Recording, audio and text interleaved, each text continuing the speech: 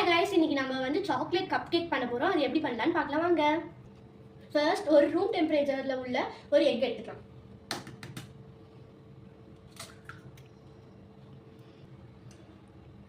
இப்போ நான் வந்து பவுடர் சுகர் 200 கிராம்ஸ் எடுத்து வச்சிருக்கேன், போட்டுக்கலாம். இதுல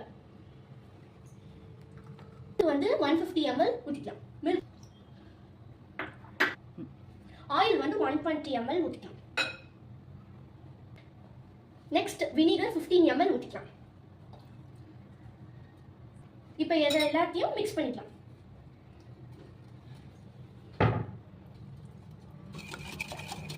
இந்த மாதிரி நம்ம நல்லா மிக்ஸ் பண்ணிக்கலாம். இப்போ மைதா 135 கிராம்ஸ் எடுத்துக்கலாம்.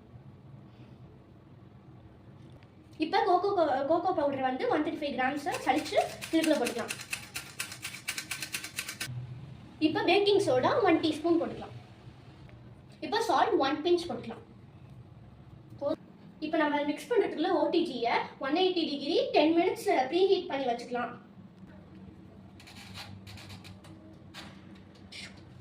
இப்போ ஓடிஜி ப்ரீ ஹீட் ஆயிருக்கு. இது வந்து நம்ம கலெக்ட்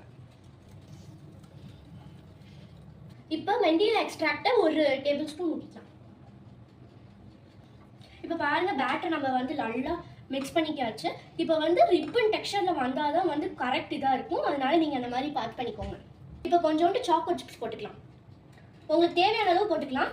மேலேயும் கொஞ்சோண்டு டெக்கரேஷனுக்காக போட்டுக்கலாம். அதனால இங்கே கம்மியாவே போட்டுக்கலாம். இப்போ இந்த கப் கேக் கவரை ட்ரேக்குள்ள வச்சுக்கலாம். இது ஃபுல்லாத்தையும் இப்படி ப்ரெஸ் பண்ணி விட்டிங்கன்னா வராது.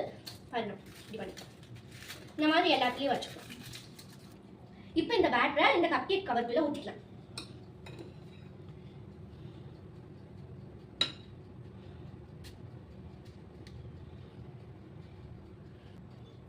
இந்த மாதிரி எல்லாத்துலயும் ஊத்திக்கலாம். இப்போ மில்க் சாக்கோ சிப்ஸும் டார்க் சாக்கோ சிப்ஸும் இந்த பேட்டர் மேல போட போறோம்.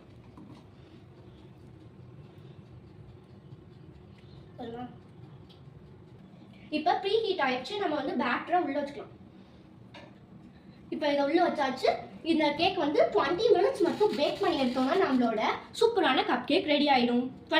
இப்போ வந்து கேக் பேக் ஆயிடுச்சு. இப்போ நம்ம இது வந்து வெளியில எடுத்துக்கலாம். இப்போ கப் கேக் சூப்பராக பேக் ஆயிடுச்சு. இப்போ இது ஆறினோடனே நம்ம பிச்சு காமிக்கலாம். கப் கேக் ரெடி ஆயிடுச்சு. இப்போ நம்ம இதை உடச்சி பார்க்கலாம். இங்கே பாருங்க, இங்கே பாருங்க, அப்படியே ஃப்ளஃபியாக வந்துருக்கு. இப்போ இதை நம்ம உடச்சி பார்த்தோன்னா இங்கே பாருங்கள், அவ்வளோ சாஃப்டாக இருக்குது. சாப்பிட்டிங்கன்னா சூப்பர் டேஸ்ட்டாக இருக்கும். நீங்களும் வீட்டில் ட்ரை பண்ணி பாருங்கள். தேங்க்யூ.